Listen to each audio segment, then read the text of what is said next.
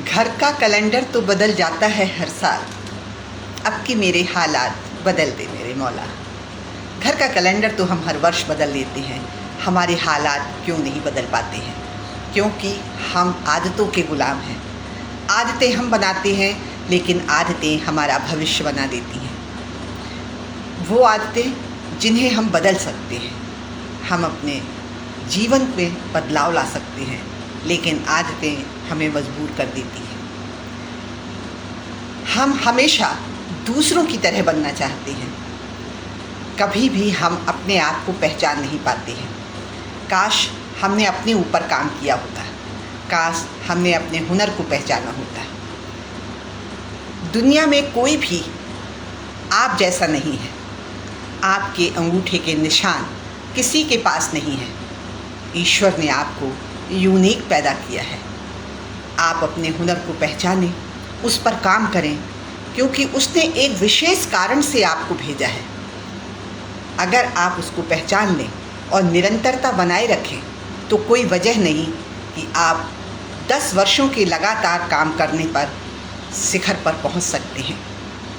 ऐसी ही एक कहानी के माध्यम से हम समझना चाहते हैं कि कैसे हम दूसरों की नकल करते करते जीवन में अपने आप को खोते चले जाते हैं। एक कौवा पेड़ के ऊपर बैठा रो रहा था। साधु वहाँ से निकला, सोचा लाओ पेड़ के नीचे थोड़ा सा ठहरा, धूप बहुत है, और वो वहाँ पर रुक गया। अचानक ही उसके ऊपर कुछ बूंदें गिराई। जब उसने ऊपर देखा तो देखा क्या, कौवा रो रहा है।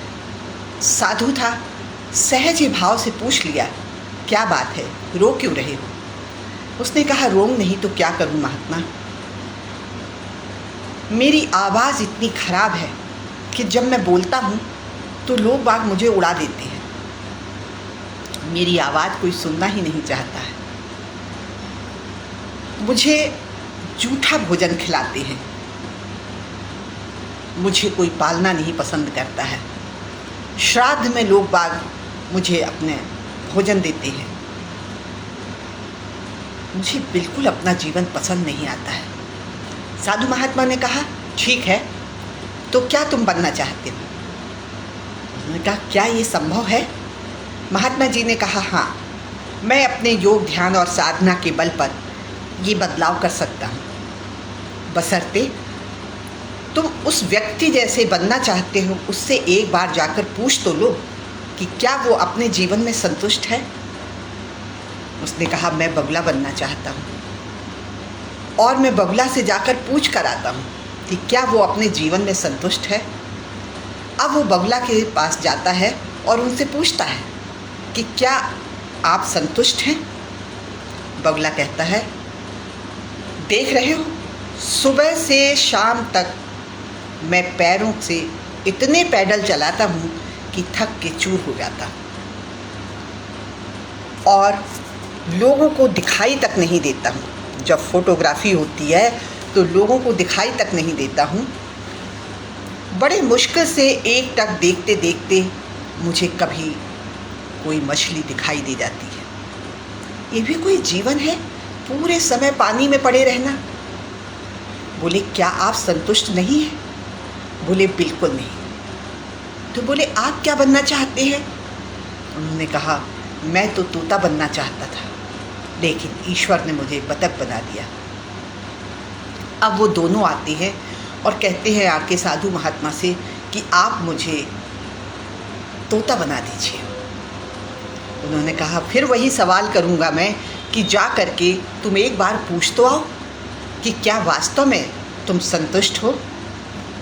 दोनों बड़े आराम से जाते हैं और पूछते हैं तोता से, लेकिन ये क्या, तोता तो कहीं दिखाई नहीं दे रहा है। बार बार इधर उधर पेड़ के चक्कर लगाए, लेकिन कहीं भी तोता दिखाई नहीं दिया। निराश होकर वापस आने लगे। अचानक ही उन्हें लगा कि कुछ ही पत्तों के बीच में किसी के फड़फड़ाने की आवाज़ आ रही है। वो दोबारा जाकर देखा तो वहाँ मिट्ठू था। मिट्ठू भाई, मिट्ठू भाई। बोले, कौन है? कौन है? बोले, मैं कौवा, आपका दोस्त। बोले, आप संतुष्ट हैं ना अपने जीवन से? कितनी प्यारी प्यारी आपकी चोंच है, लाल लाल। आपका रंग कितना प्यारा है, हरा हरा। आपको लोग बाग पालते हैं। सच आपका जीवन बेमिसाल है।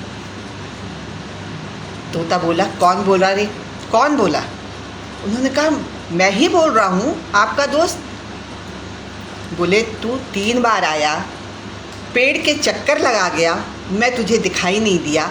पत्तों में मैं मिल जाता हूँ, लोग बाग पहचानते नहीं हैं कि मैं तोता हूँ या पत्ते हैं।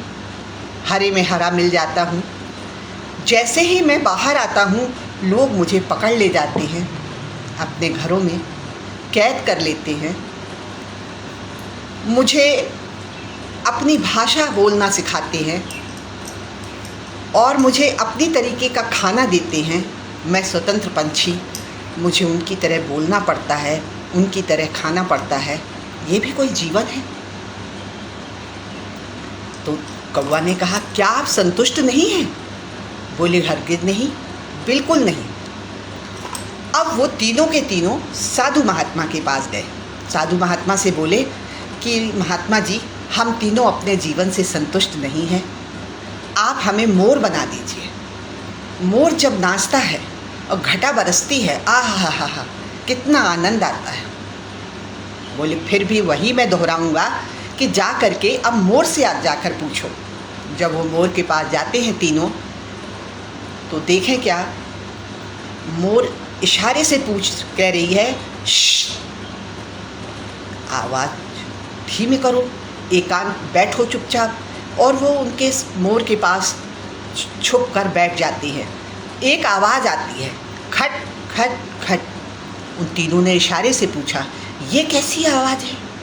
उन्होंने कहा, ये शिकारी की आवाज़ है। कल रात मेरे माँ को इस शिकारी ने पकड़ लिया, उसके बाल, उसके पंख नोच डाले, उसे मार डाला। अब बाज़ार में जाके उसके पंखों को बेचेगा। अगर मैं बाहर आ गई तो ये मुझे भी मार देगा। कौवा को बहुत आश्चर्य हुआ। कौवा ने कहा, क्या तो तुम खुश नहीं हो अपने जीवन से? बोले, कैसे खुश रहूं भाई, जीवन का कोई भरोसा नहीं है। तो एक साथ सब ने कहा, तो फिर कौन खुश है? मोर ने कहा, तुमने मुर्गी बिरयानी सुनी? बोले, हाँ। बोले, बगुला बिरयानी सुनी? बोले, हाँ। मोर बिरयानी सुनी? बोले, हाँ। तुमने कौवा बिरयानी सुनी कभी? बोले, नहीं। तुझसे किसी को खतरा है? नहीं। किसी को तुझसे खतरा है? नहीं। तो सबसे ज़्यादा खुश कौन है? सब ने एक साथ कहा, तू। दोस्तों, ये एक कहानी हो सकती है, लेकिन हम सब भी तो यही करते हैं। हमेशा दूसरों को देखकर ऐसा सोचते हैं कि सबसे ज़्यादा खुश और संतुष्ट यही व्यक्ति है। दरअसल ईश्वर ने हम सबको यूनिक पैदा किया है, किसी न किसी मकसद से पैदा किया है। हमारे अंगूठे के निशान किसी से मिलते नहीं हैं, हमारी उंगलियों के निशान एकदम अलग होते हैं।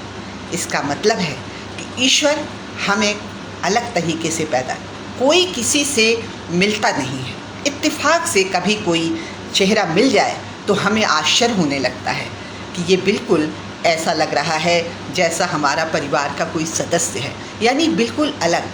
ईश्वर के साँचे में कभी भी कोई गलती नहीं होती है, क्योंकि ईश्वर कहता है आप बिल्कुल अलग है, यूनिक है। हर पतंग को एक दिन कचड़े के डिब्बे में जाना होता है, लेकिन इसके पहले कुछ करके दिखाना होता है। आपको पैदा ही इसीलिए किया गया है कि आप कुछ करके दिखाएं, एक ऐसी लेगेंसी छोड़ कर जाएँ जो आज के बच्चों के लिए प्रेरणा का काम करे, लोगों के लिए आप मिसाल बने। समय इतना कम है कि दूसरों पर रिसर्च हम नहीं कर सकते हैं, सिर्फ अपने ऊपर काम कर सकते हैं। जितना ज़्यादा हम अपने ऊपर काम करेंगे, जितना हम अच्छी आदतों को अपनाएंगे, उतना ही हम ग्रो करते चले जाएंगे। मेरे प्यारे दोस्तों, हमेशा निरंतरता बनाए रखिए, अच्छी संगत में रहिए और खुशहाल रहिए, ऊर्जावान रहिए। किसी और की तरह नहीं, अपनी आप की तरह काम करिए। जो आप में हुनर है जितनी आप में क्वालिटी है, जितने आप में योग्यता है या जो आप बढ़ा सकते हैं, अपने ऊपर काम करके आप विशेष हो सकते हैं। यदि एक पेपर बेचने वाला देश का राष्ट्रपति बन सकता है, यदि चाय बेचने वाला देश का प्रधानमंत्री बन सकता है, तो एक टीचर मरियम बन सकती है, तो हम क्यों नहीं कुछ बन सकते हैं। लेकिन हम अपने ऊपर विश्वास ही नहीं करते हैं। अपने ऊपर विश्वास कीजिए, अपने ईश्वर पर विश्वास कीजिए, स्वस्थ रहिए, क्योंकि निष्क्रियता का मतलब है अंत की ढलान में खड़े हो गए। उम्र कुछ नहीं होती है, सिर्फ मन का भ्रम होता है। हमारा शरीर थकता है, हमारी आत्मा उसके पहले थक जाती है। दोस्तों, जब तक हम मन से नहीं हारेंगे तब तक कभी हारेंगे ही नहीं। इसलिए मन के जीते जीत है और मन के हारे हार।